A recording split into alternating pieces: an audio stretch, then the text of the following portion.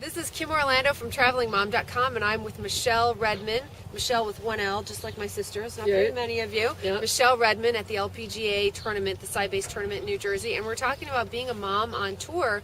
And you have a daughter. How old is your daughter? 2.5. 2.5.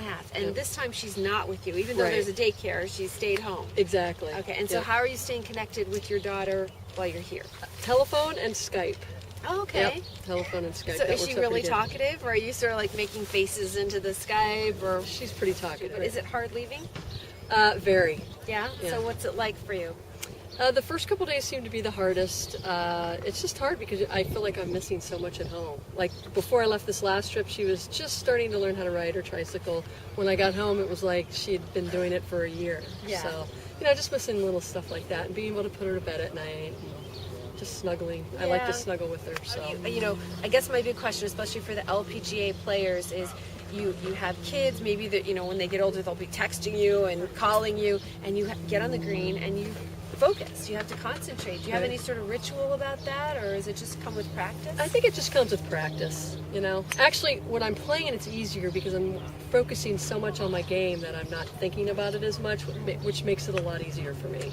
Okay. Did you ask any of the other moms who have done this for a while, the veteran moms on the tour, how did you do this, or were you watching them to see how they balanced the family and LPGA life? Yeah, I did, but I'm lucky because I have a supportive significant other at home that makes it easier. We're not both out here, and so she gets one of us all the time, and I think that works. That makes me feel better. What about the distraction of having the baby in the room with you? That does.